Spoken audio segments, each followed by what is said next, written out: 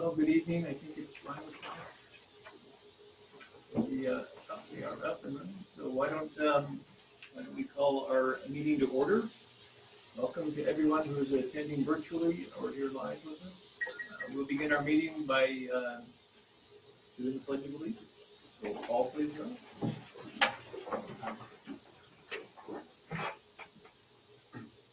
Ready to begin.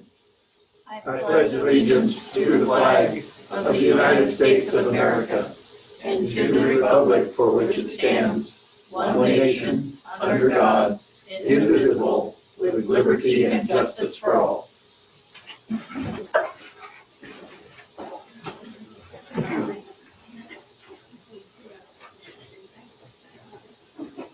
All right, so we'll begin our meeting tonight with item 2.0 of our agenda, communications and presentations. Superintendent Cole, do we have any written communications? No written communications at this time. All right, we'd like to make a reminder to all those who are here virtually that they can request time to speak, either using the chat feature or sending in an email, and we can discuss your concerns. Our next item on the agenda is our consent agenda and approval of our board agenda from September 8th and our minutes. We have a motion to approve that. So moved. Member Durbin, second. Thank you. Motion has been made and seconded. Do we have any further discussion? All right. Sonia, would you give us a roll call vote, please? Member Dillagrange. Yes. Member Wilkins. Yes. Member Brownell. Yes. Board Chair Nelson. Yes. Member Coleman. Yes. Member Durbin. Yes. Member Richards. No. Okay. Thank you. Motion carried. Didn't want to discuss that apparently. All right, item 4 on our agenda is reports, staff reports. The house on Mango Street. Yeah, hello everyone. Good to see you virtually again. The process for any time that we add a new supplemental reading material to our middle school or high school courses is for the teacher to make a recommendation. It goes through a process with the department, goes to the parent advisory council, and then to the board. We do this almost every year, and this one is called The House on Mango Street. Teresa Connolly, hello?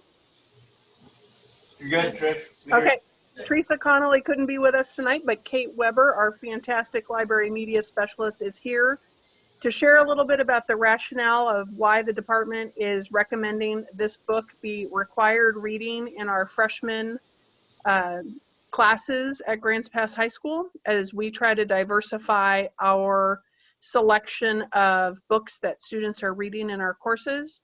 And then she'll give you her research on it, and then I'll tell you about the Parent Advisory Council's opinion of the book. Kate, I saw you're on here. I'm here. I'm having a little bit of internet issues, but hopefully, can you guys hear me? Yes, you can. Okay, great. So Teresa couldn't be here, but I spoke to her a little bit about it just to get a better idea of things. And they actually started this journey in the spring. They were interested, like Trish said, in adding some more diverse voices to the curriculum. So they divvied up a big list of books that featured diverse voices and came back with recommendations. And this one rose pretty quickly to the top because it's very accessible for a wide variety of reading levels. And in addition, it didn't promote stereotypes. It doesn't have a lot of inappropriate language or situations or scenes or anything like that. And kids can connect with it on a pretty personal and universal level. So Teresa actually used it this summer with a small group of people in a 2-week boot camp course. And these were freshmen who had not been super successful in English classes in the past. And because it is told, it is not a book that you have to read from the front to the back. It's told in a series of vignettes. And because it was told that way, it is a lot more accessible for students, so they don't have to read 150 pages in order to get to the point of the book. And so over this 2-week period with these kids who had not been super successful in the past, they were able to grasp concepts language devices like metaphor, simile, and alliteration.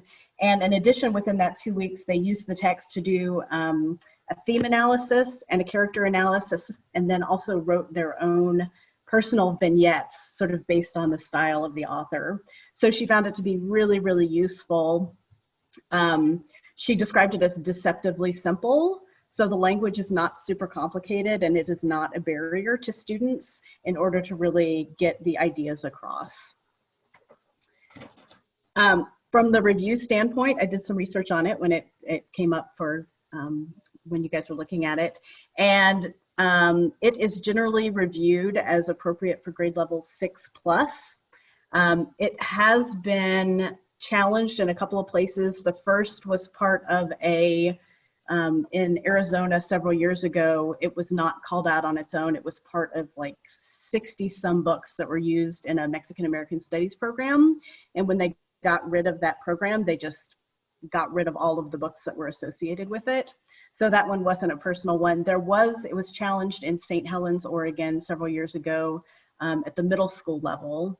And even at the middle school level, it was retained. It was felt that it was still appropriate there.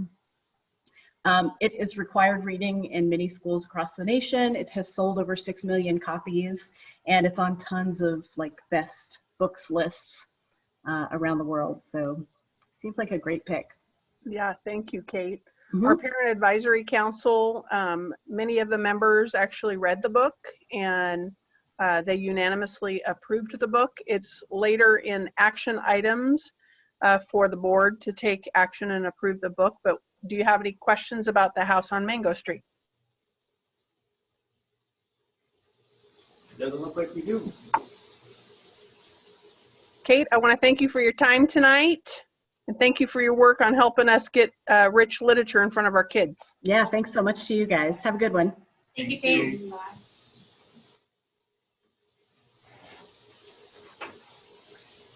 So Kurt, we talked about going over the history of reading books and stuff. Just for general.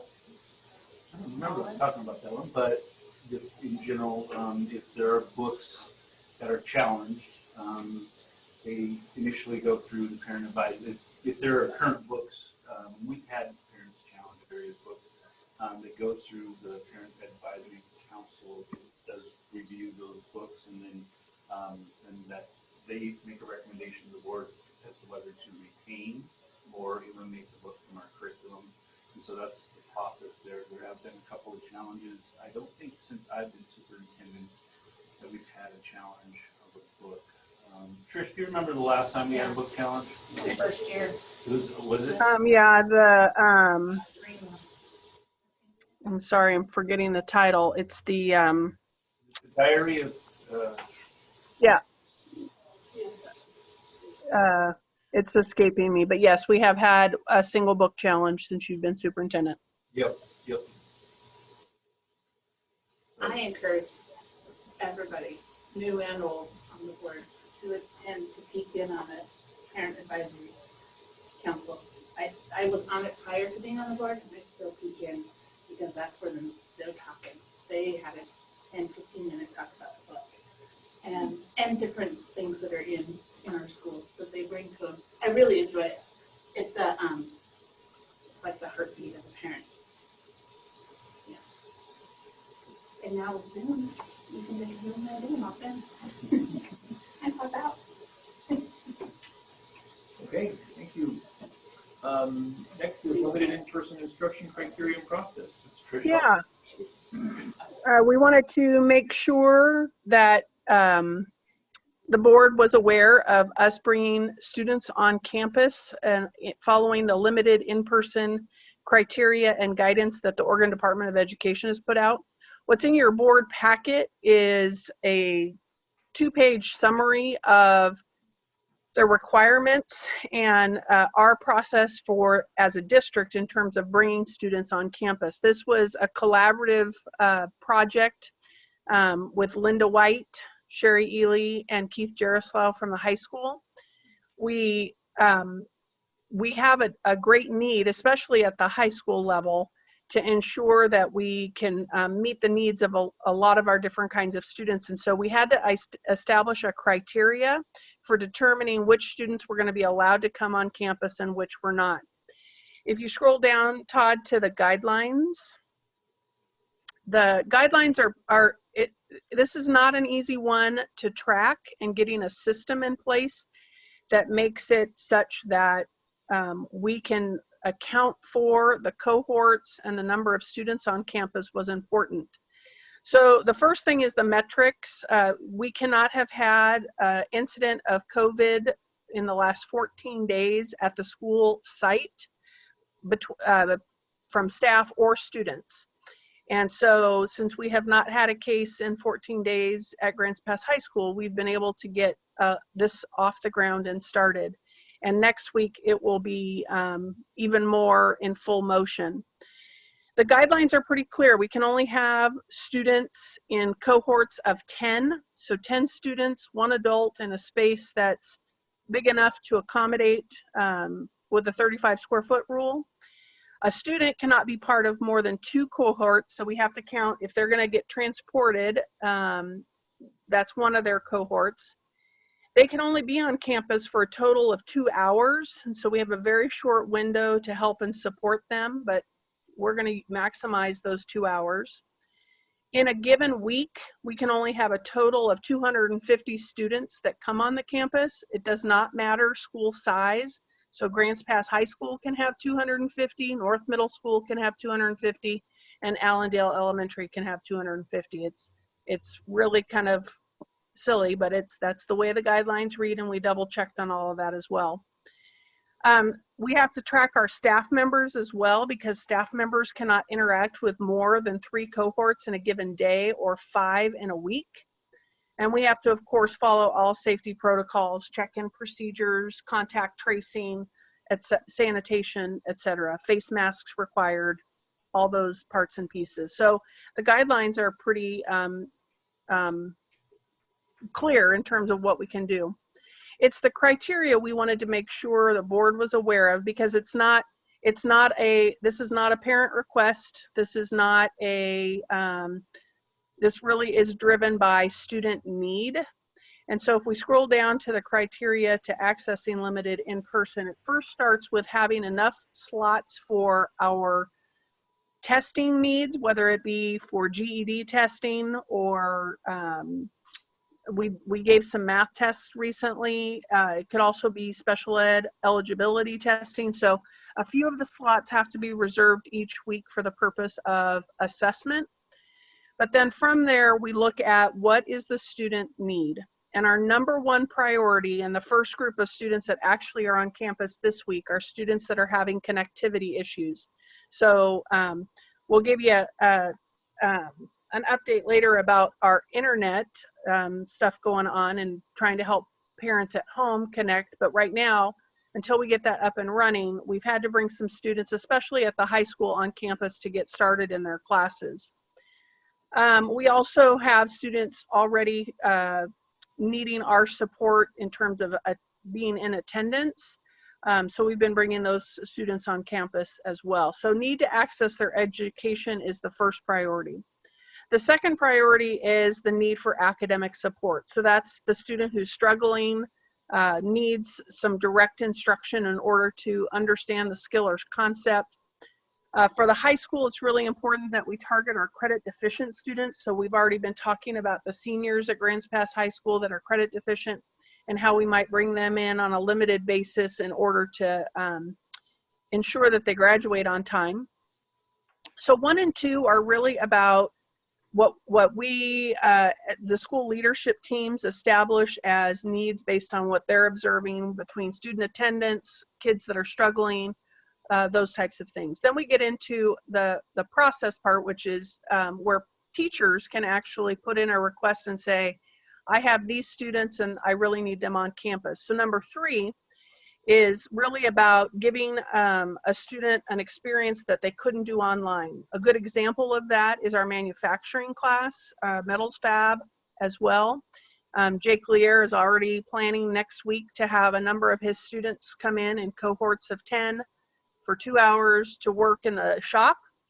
to get some hands-on experiences for his classes. We see this being used for some of our science labs, perhaps, or some of our other CTE classes where a student really can't do what we need them to do online and we need them in person.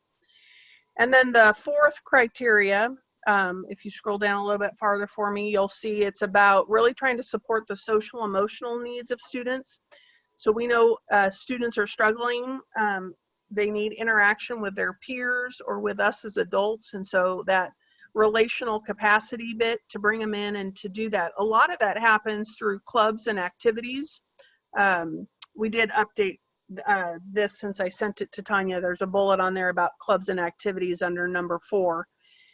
So if, for example, our leadership team wants to bring in students, or our Key Club has already requested the opportunity to come in and meet in person, those are all prioritized until we get to that 250 mark. So each location has an administrator who's overseeing the tracking and the cohorting and the total numbers.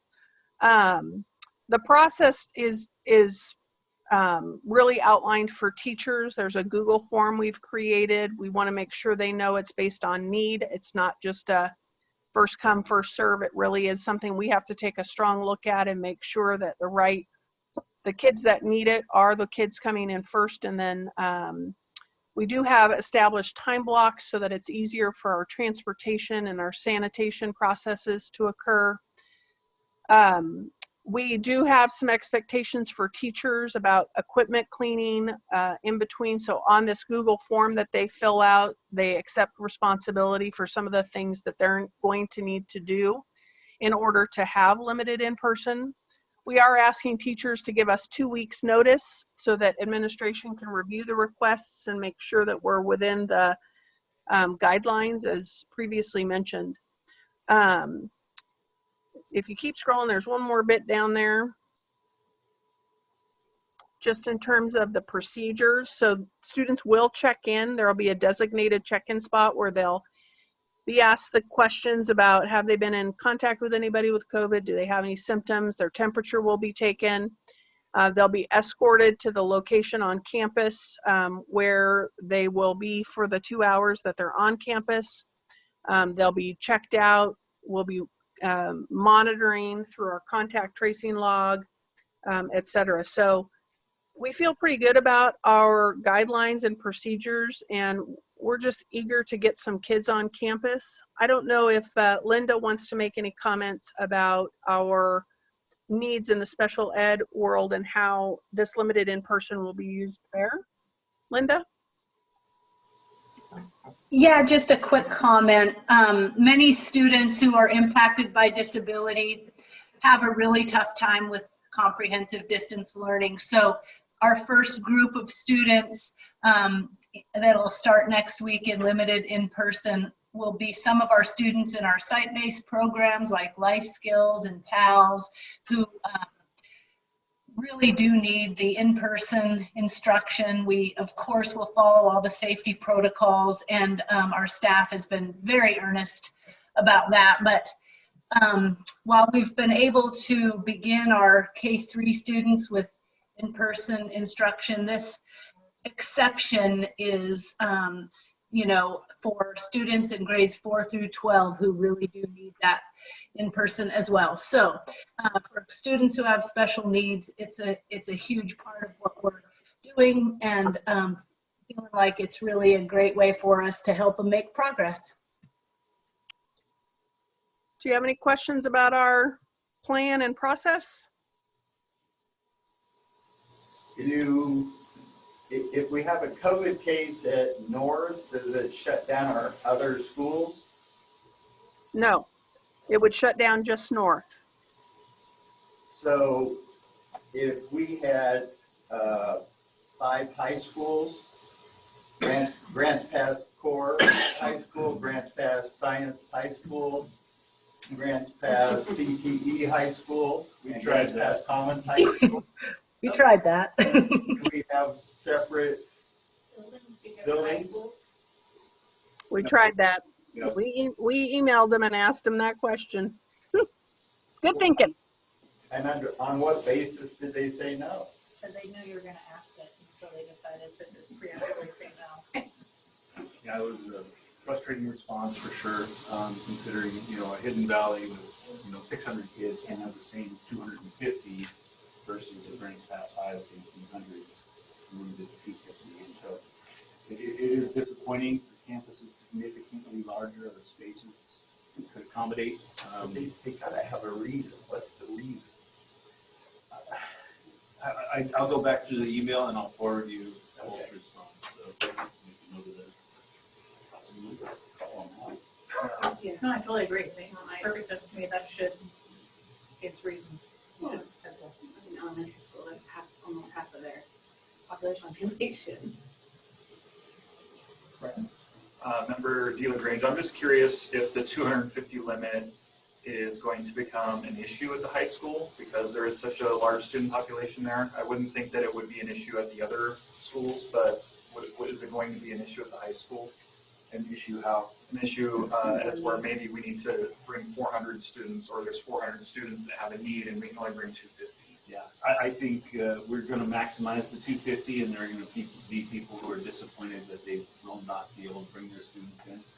Trish, are you anticipating that 250 is going to get maximized pretty quickly? I'm glad that we're easing into it, because I think managing all those guidelines of 10 in a cohort, no more than 2 contacts, I think it's going to be a little bit of a trick trying to keep it all documented well. And so I know that next week, I think it's going to be a smaller than 250. And then I think once they get their systems in place, it will quickly ramp up. What we talked about at secondary, because we have not had the in-person experience yet that K3 has had, that this is a good first step for us into what our hybrid approach will look like when the metrics allow us to come back to some more in-person kinds of instruction. So the procedural things, we're gonna walk into it very slowly and make sure we're doing things well and right. Sherry will help us monitor that to make sure we're really ready. So I honestly don't see us being able to ramp up until we get our systems really going over the next couple of weeks, and then we'll kind of see where we tap out.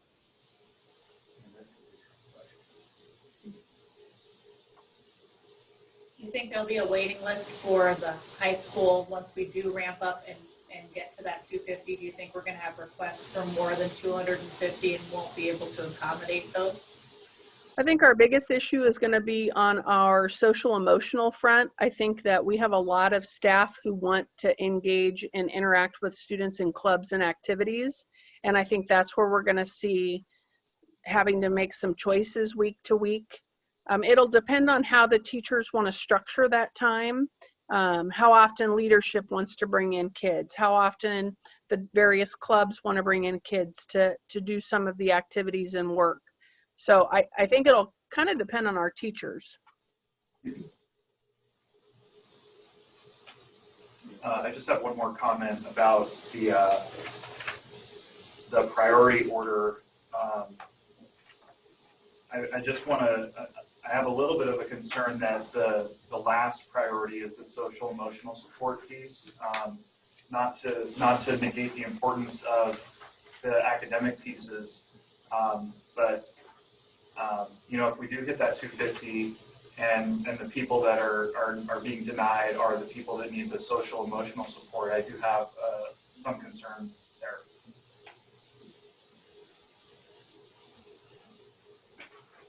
From a legal, Mrs. Brownell, from a legal standpoint, don't we need to consider the needs of our special ed, number one?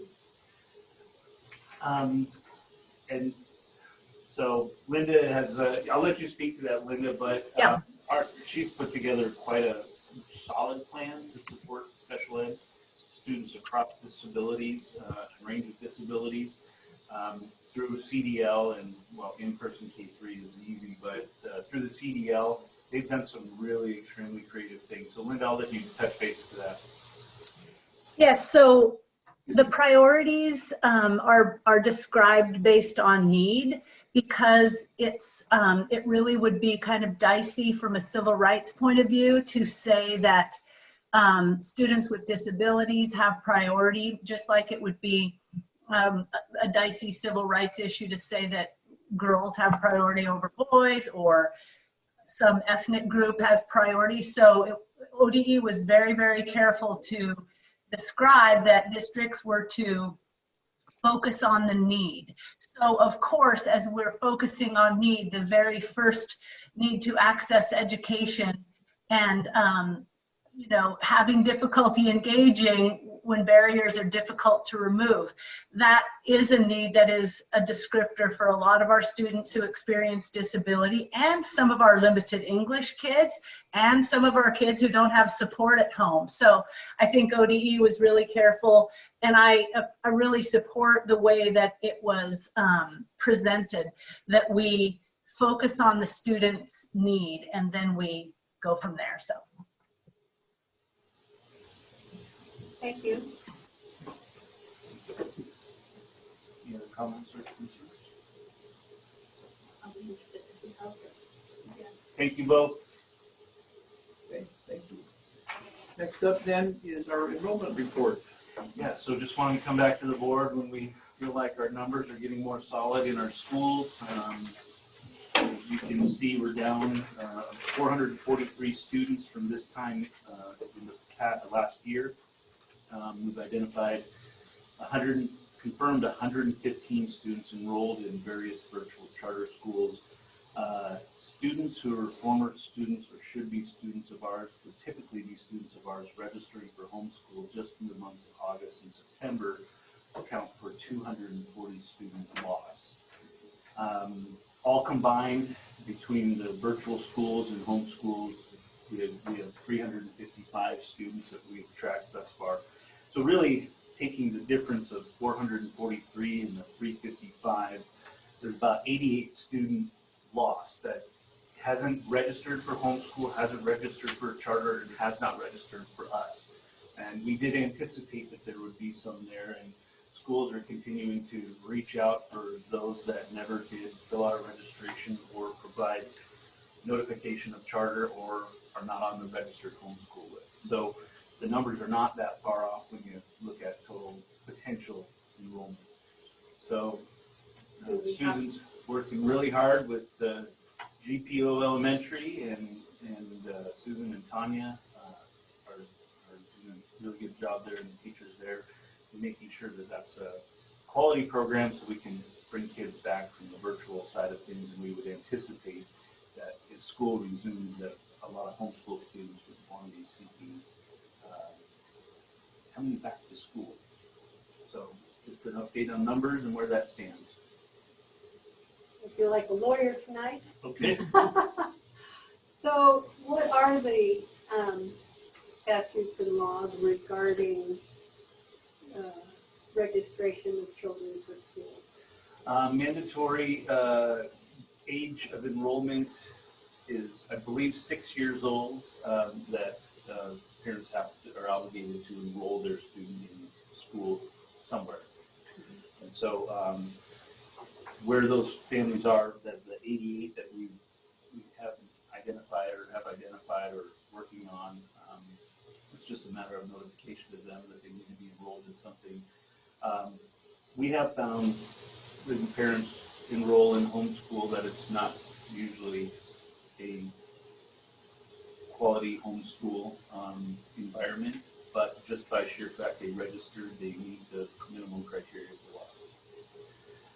Regarding virtual schools, once we hit a total of 3% of our potential enrollment, we can deny registration into virtual charter schools, and we're not there yet. Do you have a plan for the missing 88 children?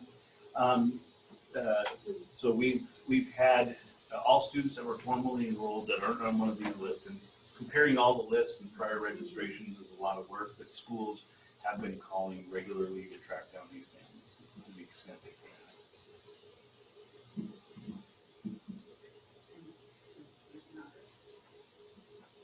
Are we going to start sending Kelly Marble door to door and get them out? That's a great idea. Kirk's gonna take notes.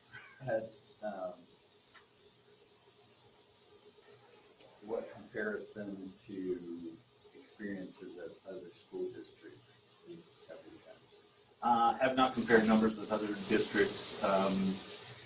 Dave Valenzuela, just talking to Three Rivers, they're experiencing similar issues in their numbers and anticipate this type of loss in enrollment.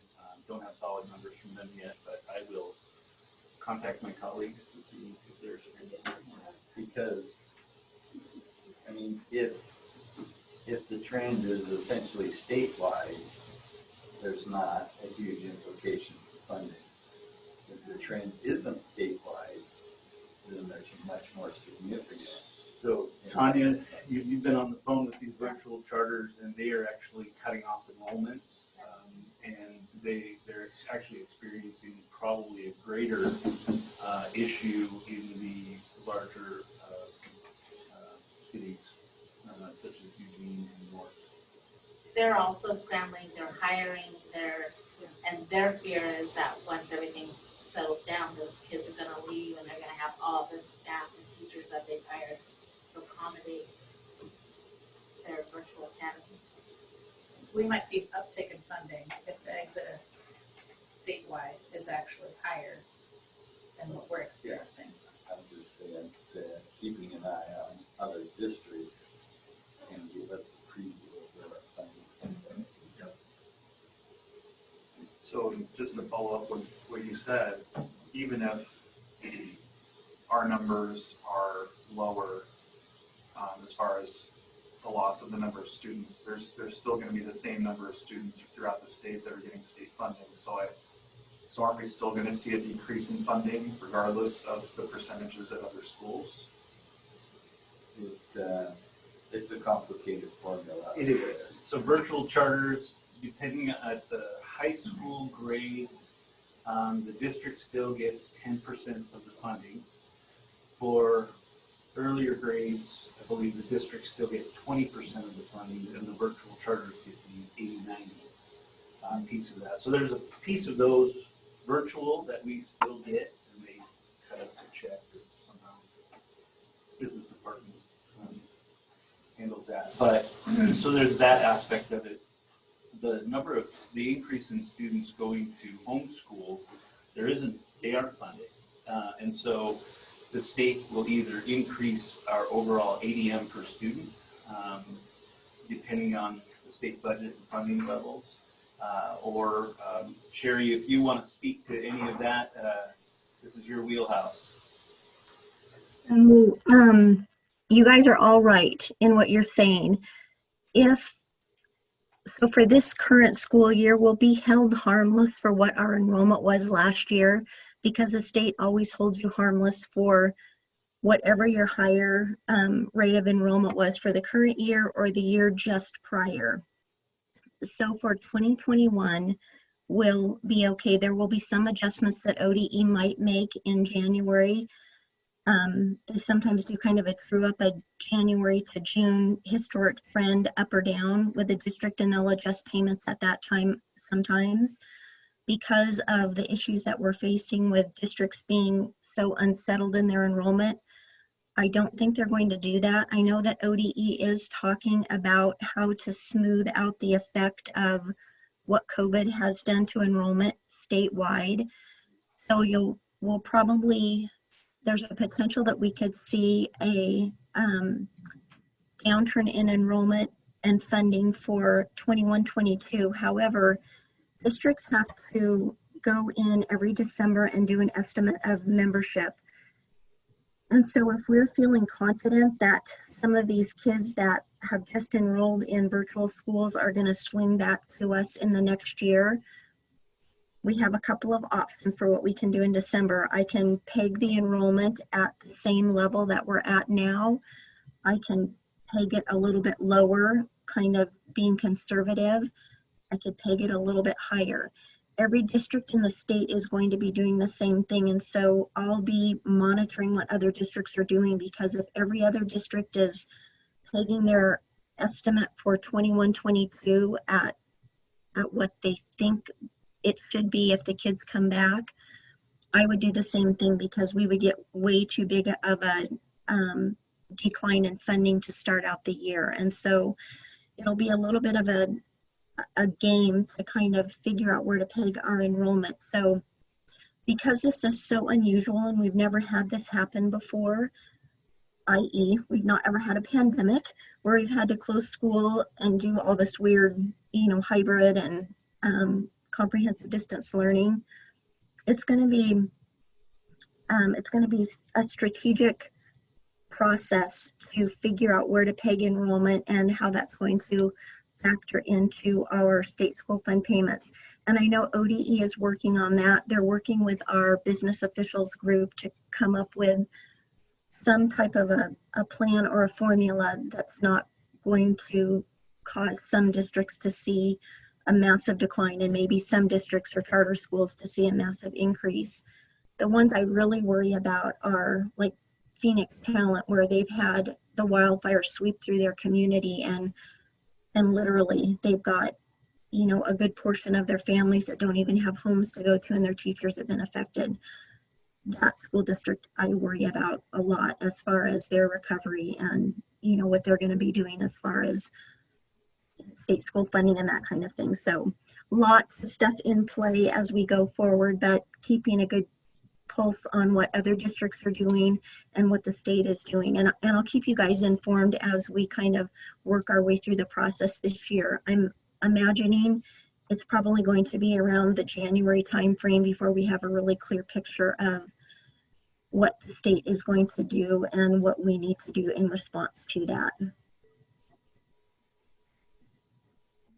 Go back to my warrior mode.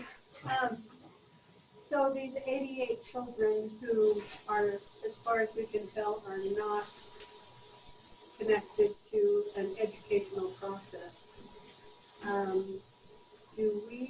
If we know who they are, do we have an obligation to contact Children's Services on a child abuse kind of reporting system? Yeah, we have an obligation to report for not enrolling a student. I can verify this with Bill Ransom. I don't believe we have an obligation to report to DHS. I think we are compelled to send them notification of their obligation under ORS, whatever that is, that their child needs to be enrolled in school, and then offer them the variety of programs that we have. So to that extent, but I can verify that with legal counsel. Hey, Kirk. Yep.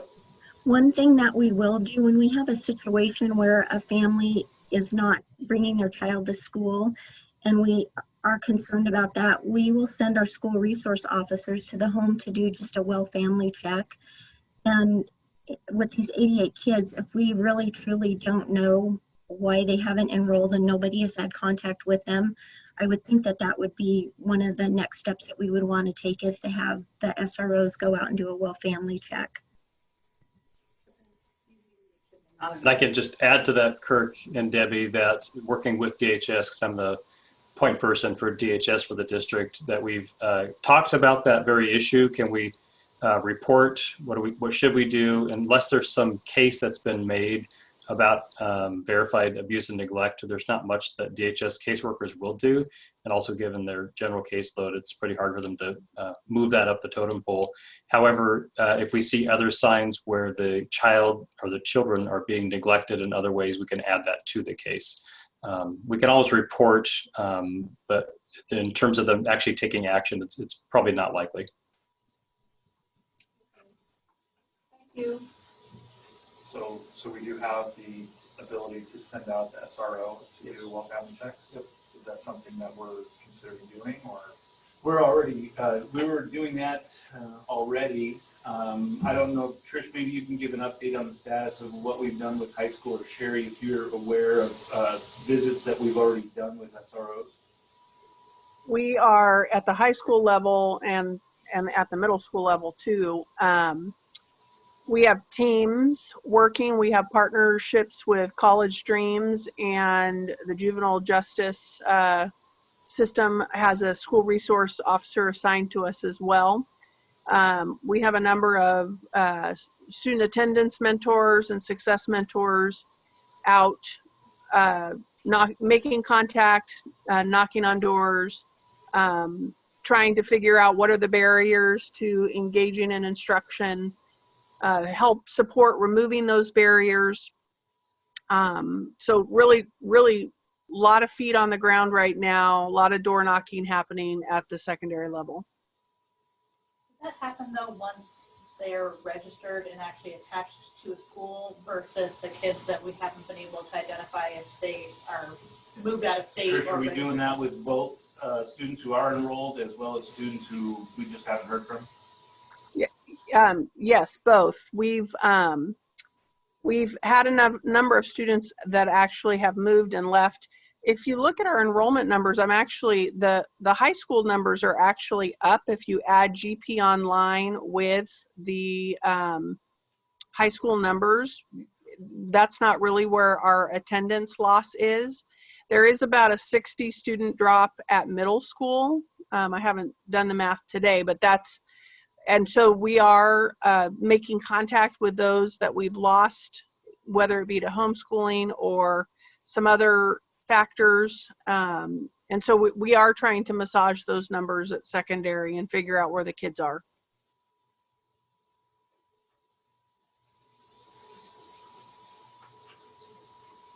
Major losses, the younger ones.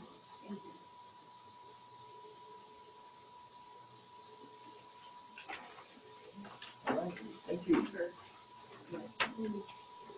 We'll go to our next item, 4.3, board reports and special concerns. We'll open the floor.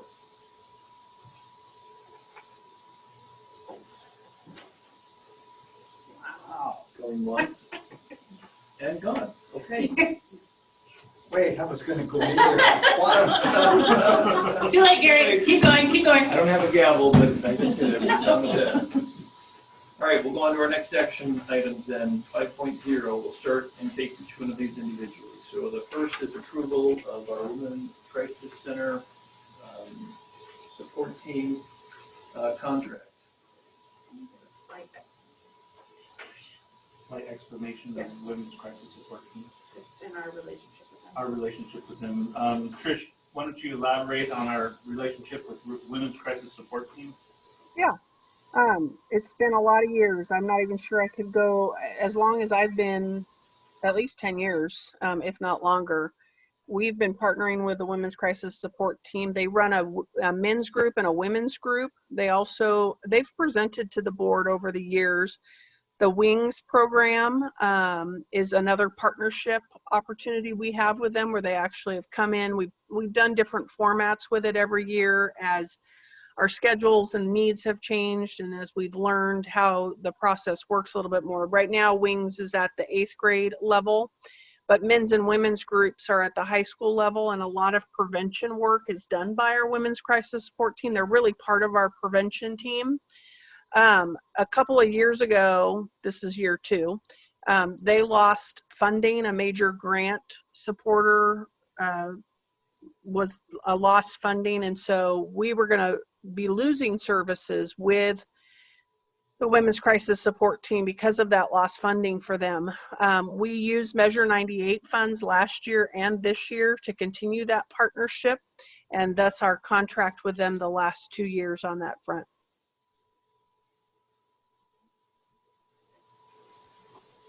This is Member Durbin. I move that we approve 5.1. Member Brownell, second.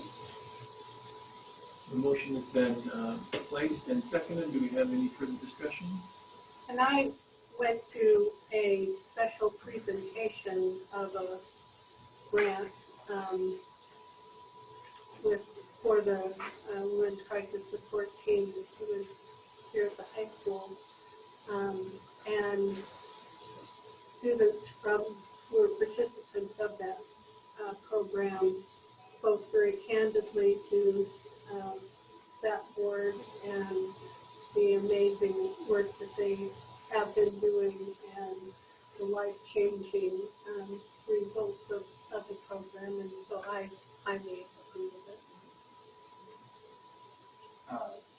I have just one quick question. I highly approve of it as well. Is the contract total for $9,000? Am I reading that right? That's the entire amount of this contract? 9,000. That's true. And it's, last year it was more money, but given the circumstances with CDL and their ability to reach out, they've adjusted the cost to us because their staff will not actually be on site as much with us. Do we feel that there would be more benefit to our student body if there were more resources from WCST available? We, Ryan and I sat down and met with the Women's Crisis Support Team to look at capacity and what is possible with the comprehensive distance learning. And we feel like we've got a good support system in place with them this year, given our current situation. If we mid-contract term are able to go back in person and could ramp up those services, we have the opportunity to evaluate that and then add on should we get back to more opportunity to have those services be on campus? Yes. Okay. Any other comments or discussion? I think we have a roll call vote, please. Yes. Member Gilligan? Yes. Member Wilkins? Yes. Member Brownell? Yes. Board Chair Nelson? Yes. Member Coleman? Yes. Member Durbin? Yes. Member Richardson? Yes. All right, thank you for that. Item passes. Our next item is 5.2, approval of course proposal, the house on Mango Street. I have a motion to approve. Member DeLagrange moves to approve the motion. Member Brownell, second. Motion's been approved or not approved. It's been motioned and seconded. Any further discussion? I might mention, this book has been out like 25 years and I vaguely remember reading it. But I looked it up online and it is still winning awards. The latest one in 2018, and it's an international bestseller. And comments from young people who have read it, you know, it has been life-changing for, you know, a lot of people. So I highly approve of it. Thank you. And I'd just like to, as Member Richardson, compliment the district on the process that they have for these kinds of things. I've been through at least 2 controversial books, and the fact that we do have a good process and that it works its way up before it ever gets to us is really helps when it gets ugly. Thank you for that. And as Member Durbin, I appreciate the acknowledgement and effort to add some diversity to in any opportunity where we see that it makes sense and we can continue to grow that and expand that. So I'm excited to see steps like this. Okay. Thank you. Tanya, can you give us a roll call vote? Member Gilligan? Yes. Member Wilkins? Yes. Member Brownell? Yes. Board Chair Nelson? Yes. Member Coleman? Yes. Member Durbin? Yes. Member Richardson? Yes. Okay, thank you. Item is approved. 5.3, approval of leases for Gilbert and Portola Parks. I move that we table leases for Gilbert and Portola until we do our long-range planning in the beginning of next year. All right, we have a motion on the floor. Is there a second?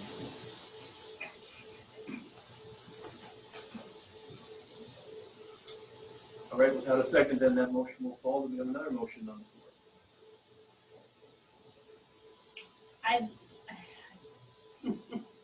Discussion comes after the motion. Got it. Okay, this is Member Durbin. I move that to approve action item 5.3, the Gilbert Creek Parkland lease. And do we have a second?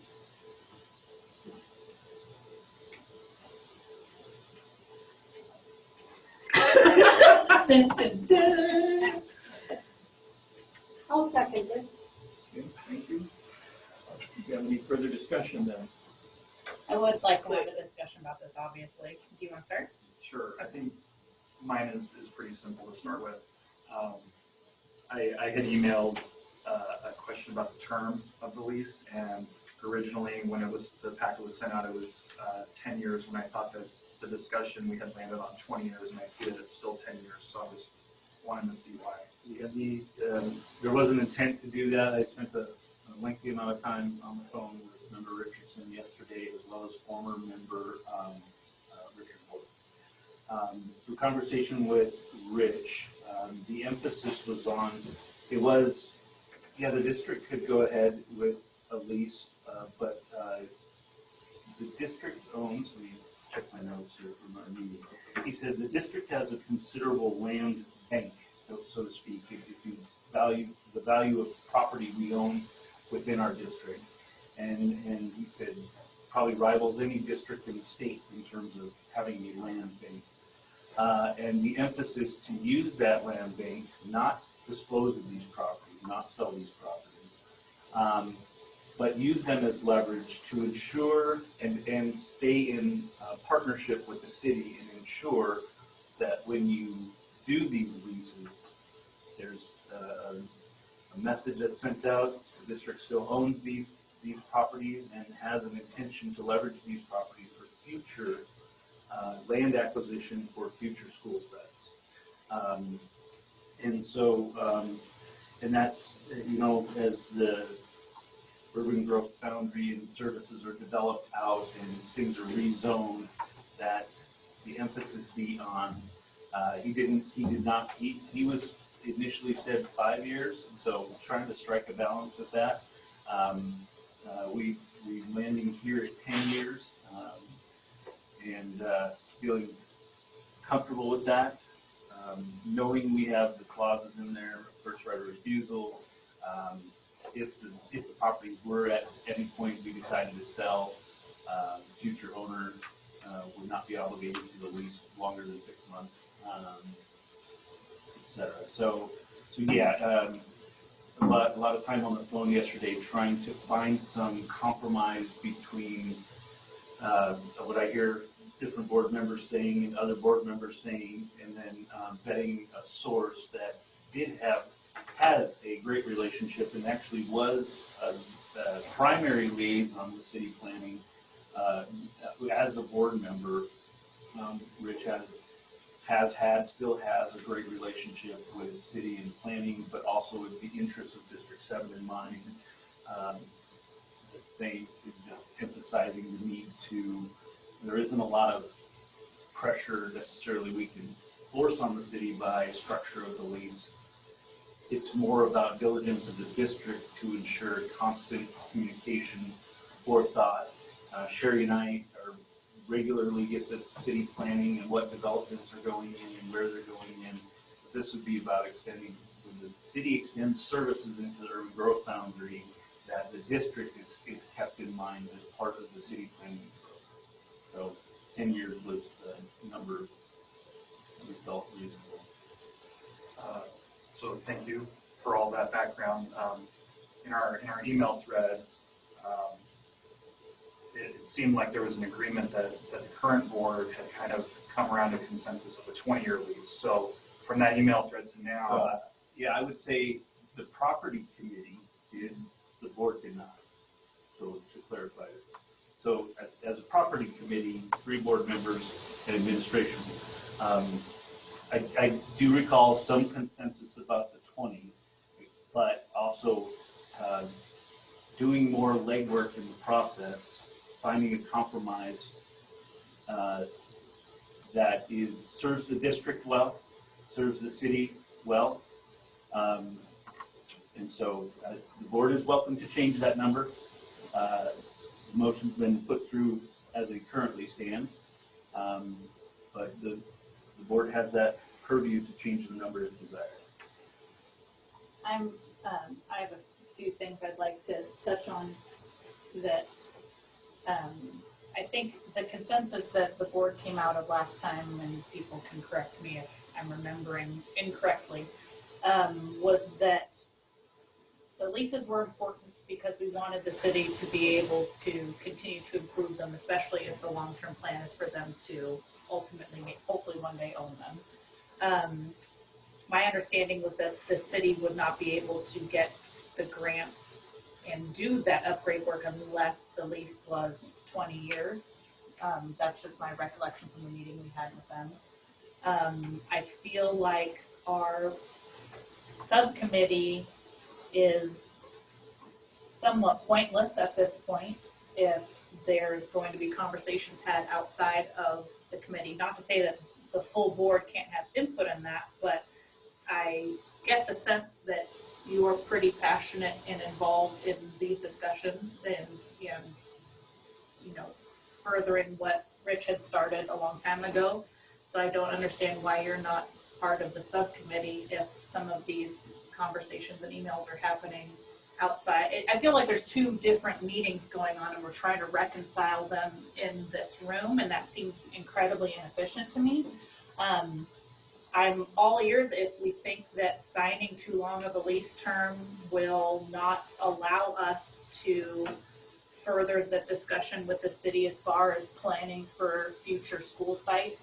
If that takes too many cards out of our hands to be able to do that, that wasn't the feeling that I got, but I'm also relatively new, so maybe the discussion I need to hear is understanding how important it is to make sure we've got our plan done ahead of time so everybody's on the same page before we hand over that lease. I'm still inclined to move forward with the lease, and I would prefer the term that would allow the city to get the grant to improve the spaces as we discussed on our phone call. But that's where I need input from other board members to understand how important this piece is, because to me it feels like they can be running parallel, but if it needs to be a first this and then this, that's a discussion that I would like to hear and understand a little bit better. So I think I'd like to comment about subcommittee. The board only has authority when we meet here duly scheduled meetings. Subcommittees, the reason there are only 3 or less than a quorum is because they are not supposed to make decisions for the board. They're for information gathering, education, for the subcommittee to bring information to the board. The board makes those decisions. So subcommittee may come and recommend something, but essentially for the subcommittee to say, gosh, we're surprised, or we don't think it's okay, or it's not efficient, or that huge challenge, I'm struggling with that. Well, maybe I'll clarify what I meant by it, because I didn't mean for it to be that at all. I guess my sense of it is that it feels like the phone call that we had with the city was pointless. At least it rendered that conversation and attempt to be transparent and then report back to the board. And I felt like we did that, and we came out of that board meeting with some ideas on let's follow up with Bill, let's do a couple things, and it feels like you had more information and some action items to dig into and report back to the board on that's happening outside of the committee, where it made it feel like that whole conversation with the subcommittee and the city representative pointless. That's more what I was trying to say, that if it was such a big component, if you had that much information and ideas and thoughts about it, then why weren't you on the subcommittee to have that conversation with the city? Remember, the conversation in the subcommittee was formed for new people to get more information about that stuff. I'd already been involved with property stuff for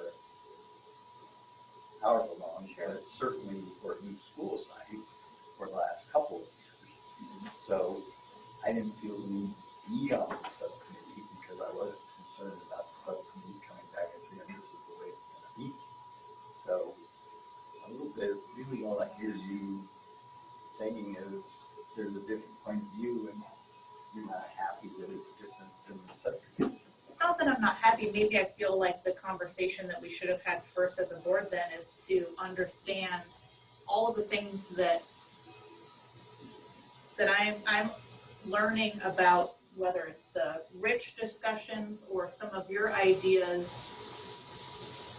after walking, I guess, and I don't remember the subcommittee being born out of, well, we need to get the new members up to speed on, and why we would go talk with the city then. That would make no sense for us to be the representatives to go get some fact gathering and have a conversation with the city. If that if there was a carnal knowledge there that we should understand, I feel like that discussion should have first happened amongst old and new board members. So it just felt out of order and clunky, and and if this is, again, it feels like it renders the meeting that we had with the city kind of pointless, because I wasn't going into that meeting at all thinking that I'm going to now learn about our options and history from the city about what we're willing to do as a board. So I think it's maybe a misunderstanding of what that subcommittee was meant to achieve in that meeting.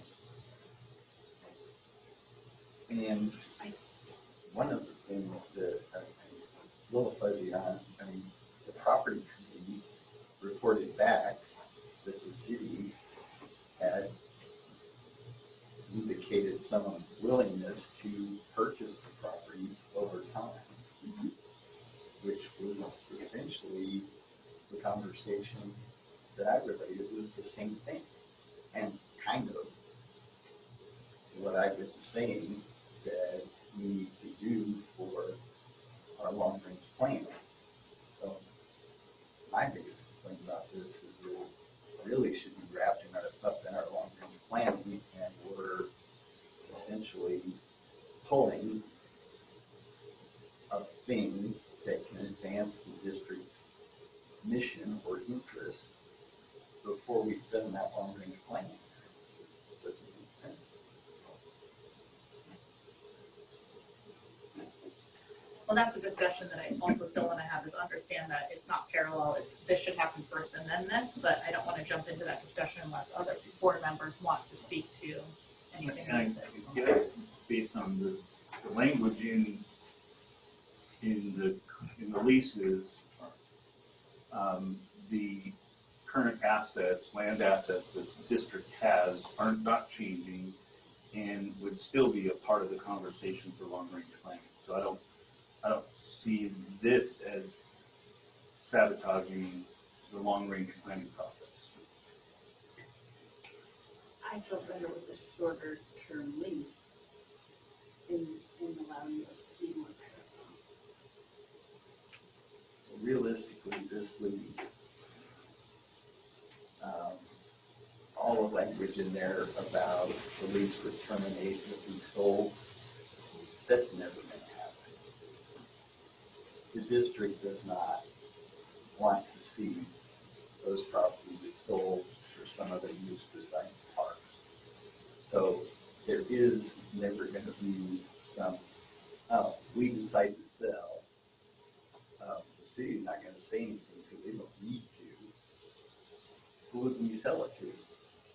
We're not going to sell it to somebody that's going to put in a medical complex or something like that. That's going to take out the park. So that language is really a strong in terms of our ability to do something with the property.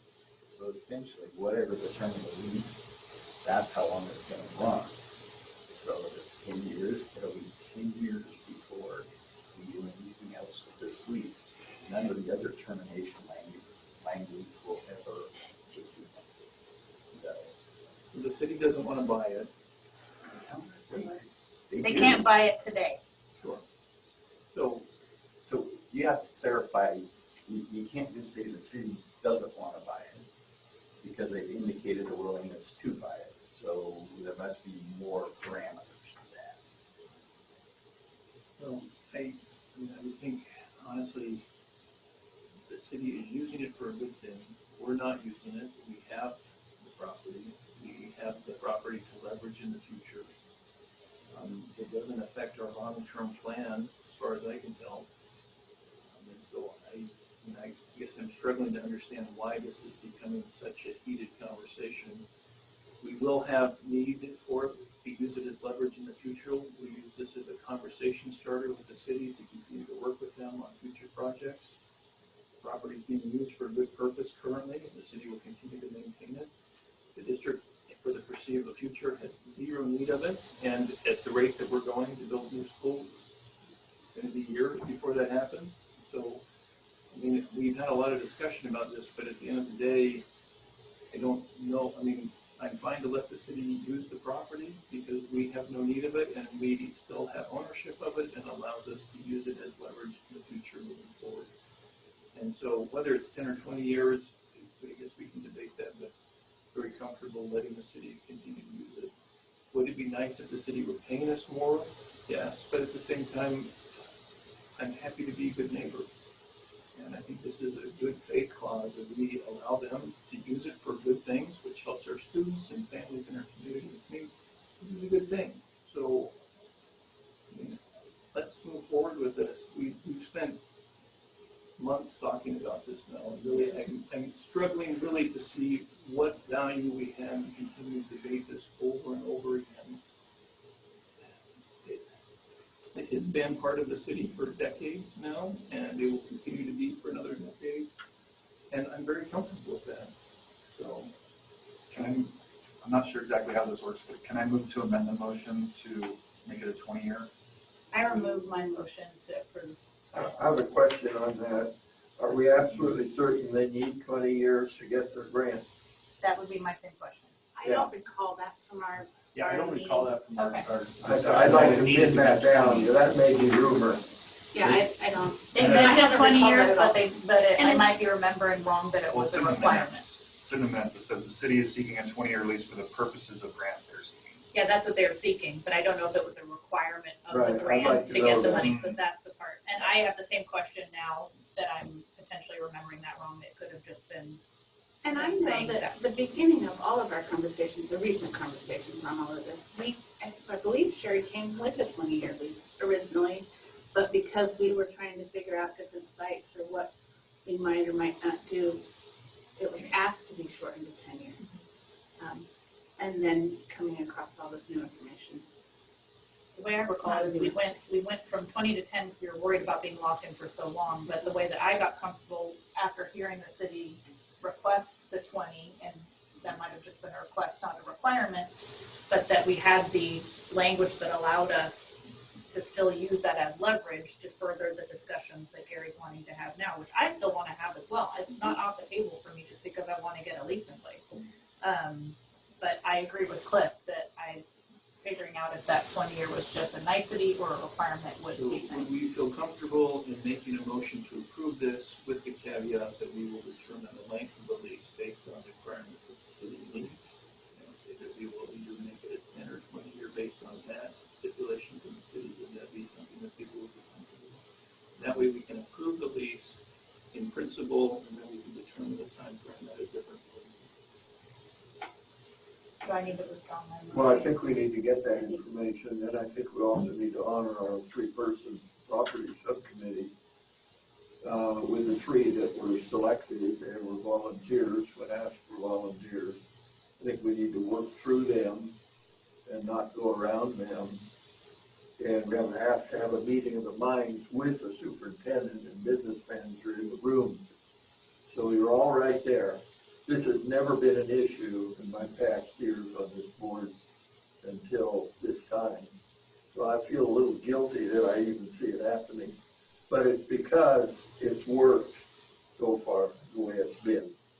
But we have new players now. We have board members that are no longer with us. I think it's good to seek advice from those people. Those people are very intelligent, and especially in things of this nature, where somebody like Rich Ward knows how these things work, to pick his brain. He's a consummate volunteer. He's going to give us any advice we need.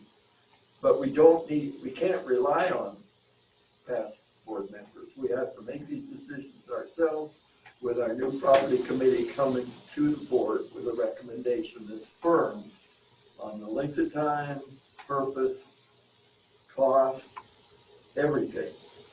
And it should make sense, and it should be something that the administration can live with.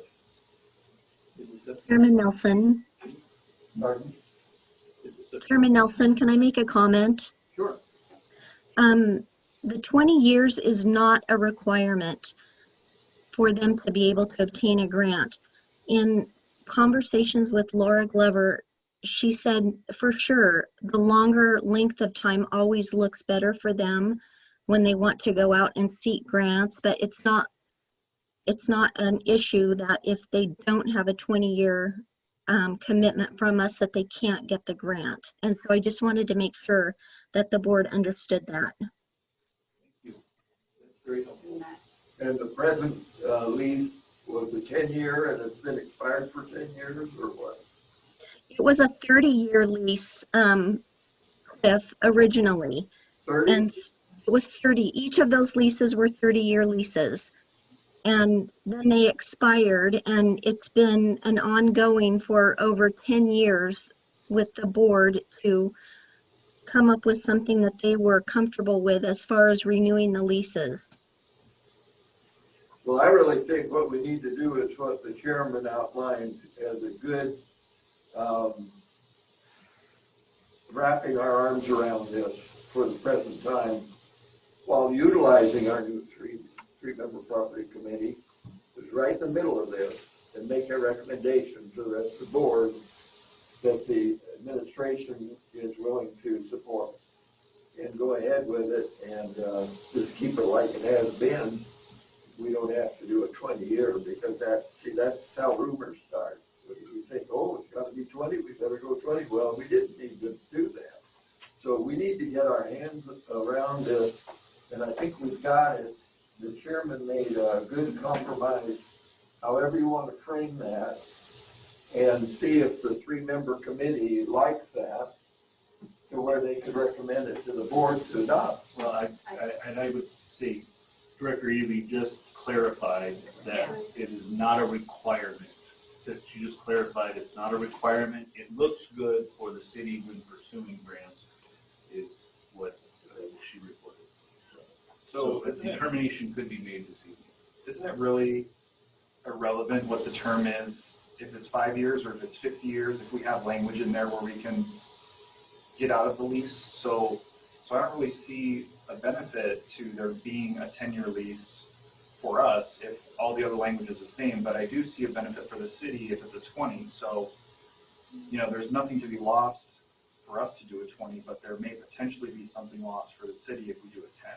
There's no termination provision. Well, we just heard that 20 didn't need 20. There's no termination provision? I thought that was what we had talked about. Yeah. And I explained why that's not a termination provision.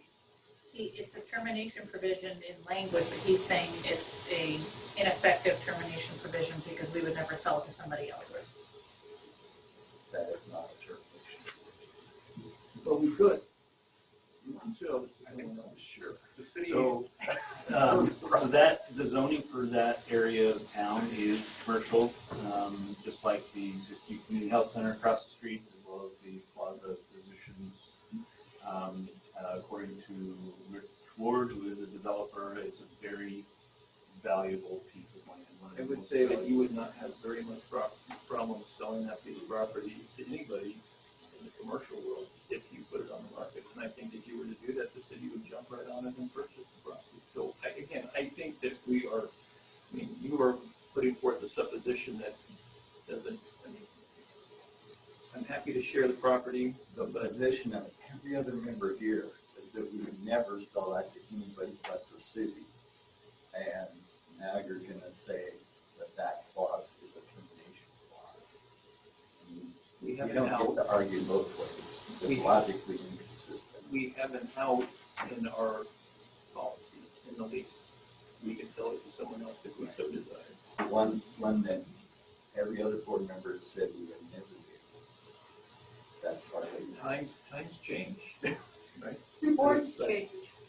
True, but there is an out. It is not that we're writing ourselves into a big stick to not be renewed if you. And it sounds I like stand firm in my second. I know, I'll stand firm in my motion. I was like, where's the first? All right, so we have a motion and we have a second. We've had lots of discussion. what was the motion again? Mission was to approve at 5.3 Guilford Creek Parkland lease, I believe is exactly. As written, which is. As written. Don't worry, we've got another lease to approve at 5.4, so we can have this all over again. Yeah, more to come. Well, I'll take one more statement. I appreciate the time and effort that the superintendent and the business director have put into this. I appreciate their recommendation, which is what this is, and I find no compelling reason to say that I don't support it. All right, we're gonna call for a roll call vote. Okay. Member Gilgrain? No. Member Wilson? Yes. Member Brownell? Yes. Chairman Nelson? Yeah. Member Coleman? Yes. Member Durbin? Yes. Member Richardson? No. Great, motion carries, thank you. All right, moving from the frying pan and into the fire, we go to 5.4, which is approval of the financing for the HVAC LED project. Last night. 5.4 is the not printed one. That's right. Unless you request it. This we've got it, doesn't he? I don't, I didn't. This is Member Durbin. I move to approve 5.4, approval of the financing for the HVAC LED project. Oh, I see. So I can combine them, so I will. I move to approve both 5.4 and 5.5, approval of the financing for the HVAC LED project, as well as authorization of district official to enter into lease purchase agreement for HVAC LED. We have a motion, we have a second. Thank you, Debbie. I'll second it. Ooh, oh, not everybody at once.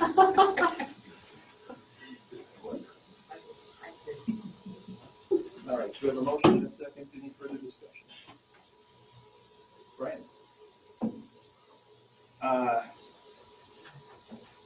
So in reviewing the project as it was given,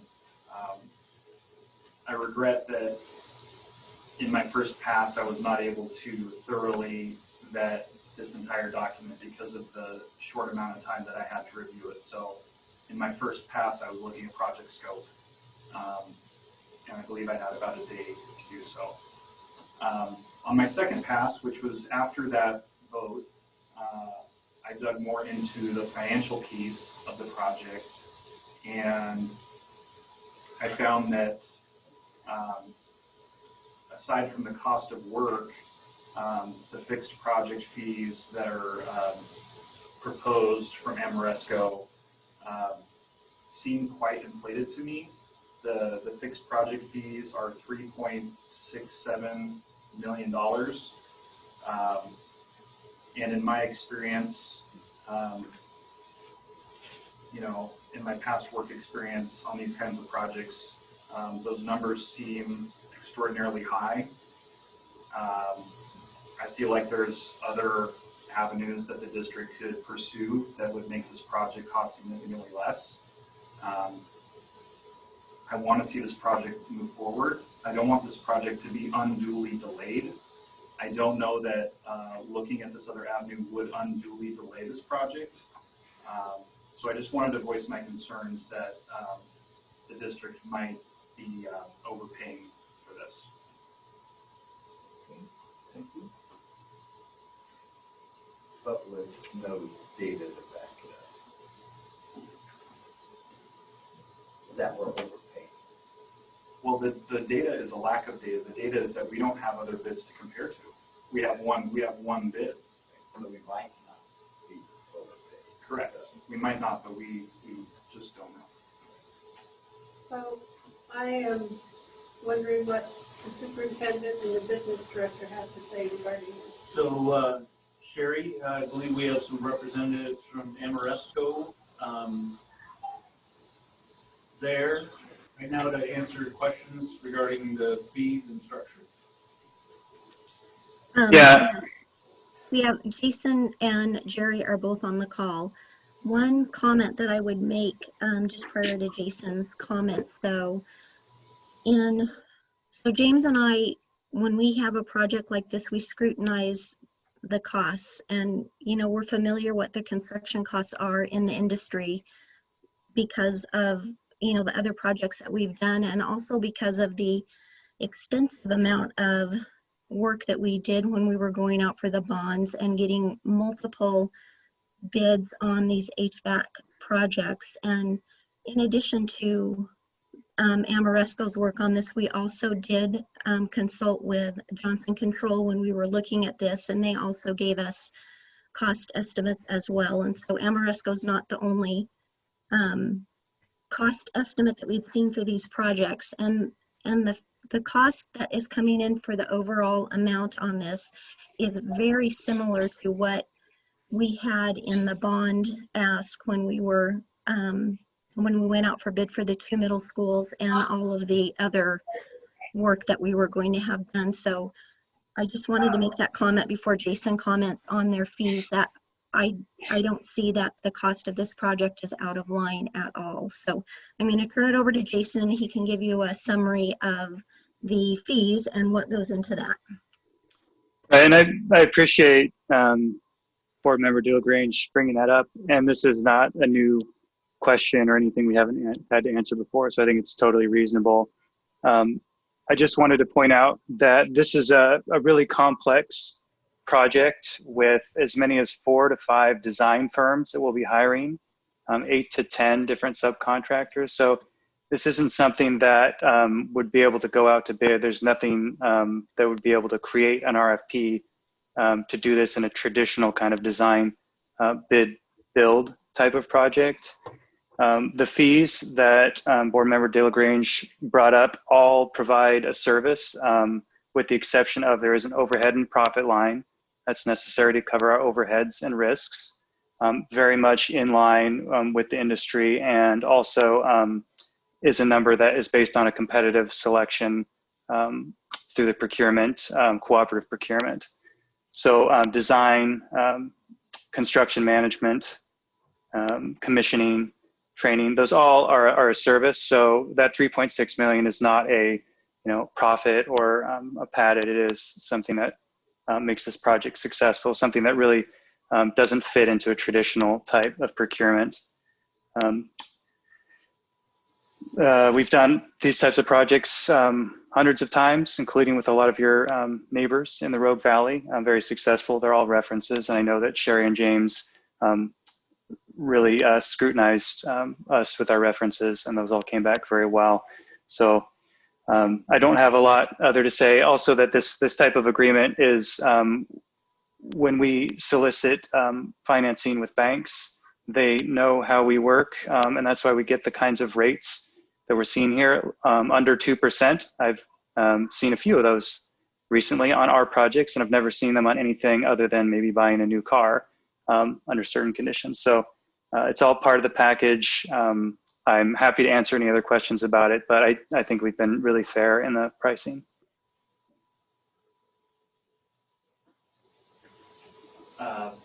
I just don't know that Sherry, I just don't know that I ever saw any other numbers regarding, other bids for this work besides the Amoresco bid. So as far as I remember, these are the only numbers for this project that I've seen.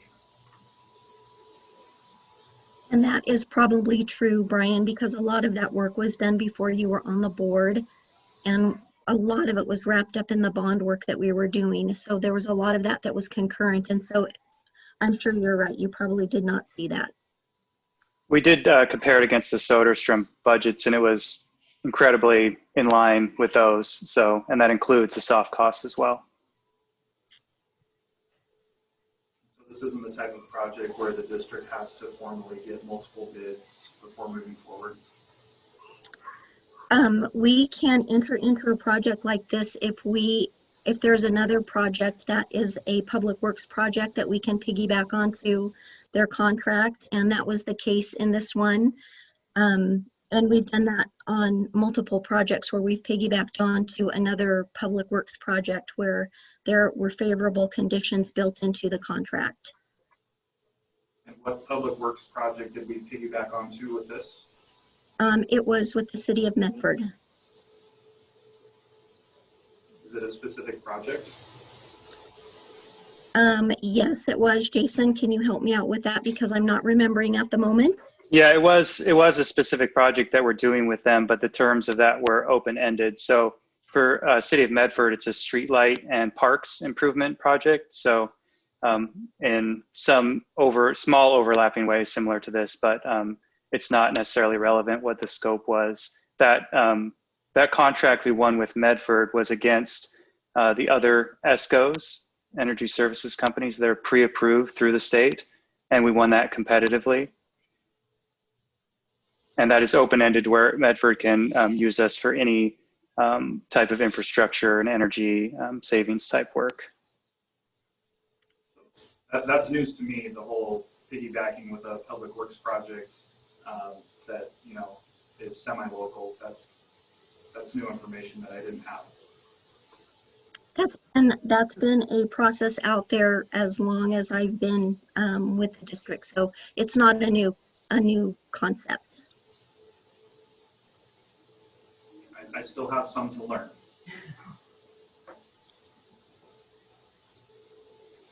Okay, any other comments or questions or concerns, discussion?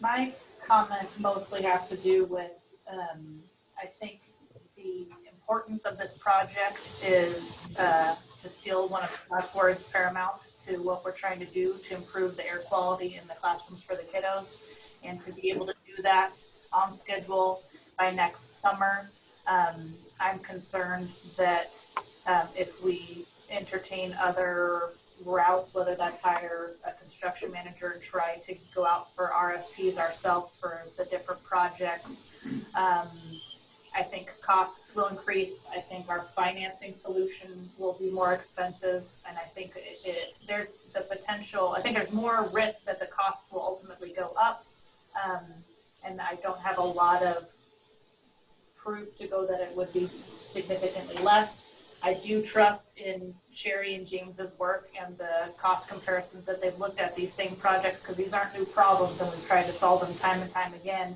And I think there are some benefits from going with Ameresco. One, we've already approved the contract, but secondly, there is some risk mitigation happening, because if they open up the walls at one of the schools and find a problem, we don't pay for anything above what they've been quoted for us here. So I feel comfortable that, and with their track record of coming in on budget and being able to hopefully use some of that contingency money like we were hoping to fix the roof issue, there's too many pluses in my mind with time, efficiency, capacity issues for current district employees. I could make a list of 10 reasons why I'm in support of approving the motion that I put forward tonight.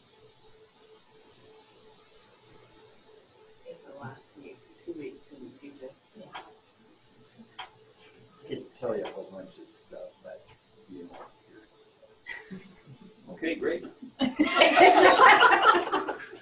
All right, well, unless there's any further discussion, let's have a roll call vote for 5.4 and 5.5. Tanya, would you please call the vote? Member Delagrane? No. Member Wilkins? Yes. Member Brownell? Yes. Vice Chair Nelson? Absolutely. Member Coleman? Yes. Member Durbin? Yes. Member Richardson? Yes. Okay, thank you. The motion carries. All right, our last action item. Thank you, Thank you. Jason. Yeah, Good luck. Thank you. Look forward to seeing you all again soon. Okay. Thank you. Thank you, guys. Hey, Sherry. Thank you, Sherry. Thank you, Sherry. All right, our next motion is 5.6, approval of early Head Start agreement. Hopefully this requires minimal discussion. Gary? Do we have a motion on the floor? We do not as of yet, but you may throw one out. I motion to approve 5.6, approval of the early Head Start agreement. I'll second. Thank you. The lawyer in you tonight, Deputy. At least you're not objecting. We have a motion and a second. Any discussion? I'll add a little background to it. Gary asked me to be prepared. So just to give some history on the Early Childhood Center at Grants Pass High School and how it's changed providers over time. Going back a number of years, the district actually ran the program. We employed everybody doing it. And we, after auditing it, we were really running that as quite a loss. And quite an expense to the district, and therefore decided to go out for RFP or whatever it would be to local providers to provide the child care service in partnership with our early childhood program. And so, organization called Imagine That won that at that time, and so they were in there for a period of, I don't know exactly how many years, maybe 2 years. And so, and then trying to remember the exact events that happened. Basically, it resulted in the district making a determination to open it up again. And at that time, Southern Oregon Family Children, Southern Oregon Head Start and Early Head Start, you go under a bigger umbrella. They put in a bid and to operate a Head Start and Early Head Start Center. It was determined that they are providing to a population that we know really needs early childhood education, more so than a private provider would be doing at fewer costs to our families. And so this is our 5th year with Southern Oregon Head Start, and they have been a tremendous partner with our early childhood program, just a community partner in general. And so that's really kind of the background. Back in the day when we decided not to run our program anymore, it was pretty contentious. It was full standing room only in here and in the lobby, and I don't know if there were signs outside the window or not here, but it was a challenge. And so Gary just asked me to prep the board with that for some historical perspective on that. We feel like we're in a great place with a great provider and a great community partner right now. Head Start and Early Head Start. So that runs around to that. And we ran a great program, like you say, it was Avalois. Imagine That ran a great program, with state recognition. But it was my understanding that Head Start could better serve the teenage mothers in our immediate population and with wraparound services.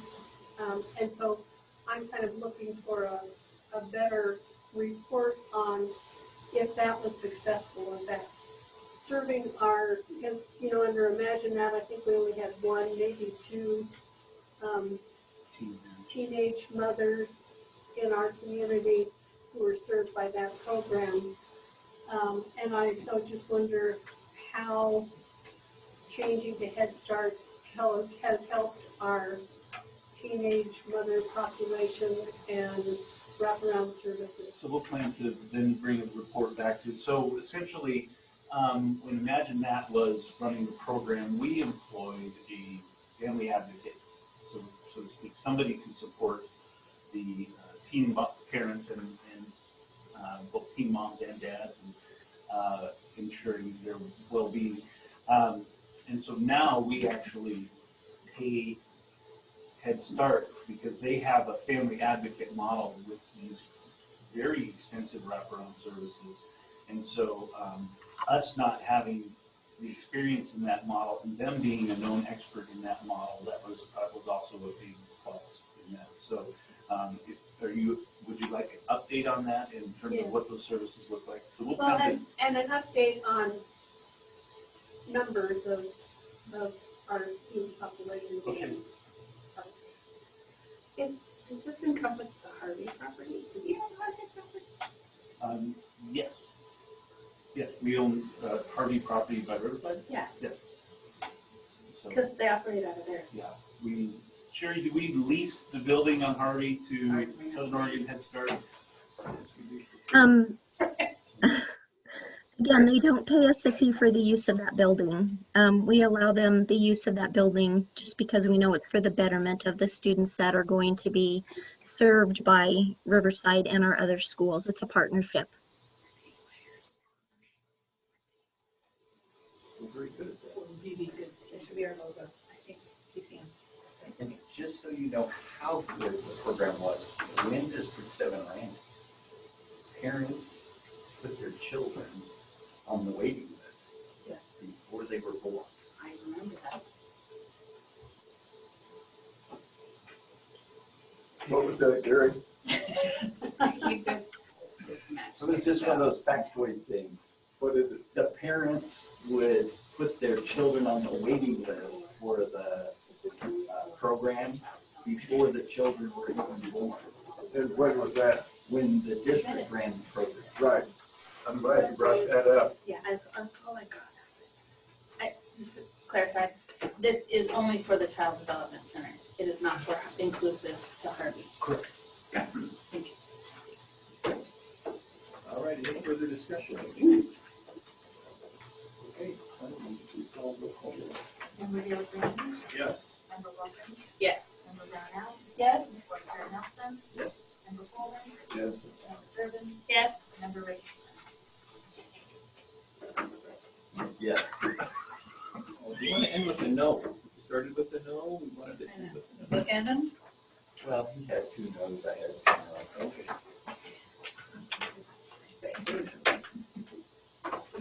All right. Our future meeting dates, so October 13th, which is not a Thursday, which is a Tuesday, 5 o'clock, and then the 27th of October will be our next meeting. We don't have executive session tonight, so we will adjourn our board meeting. Thank you very much.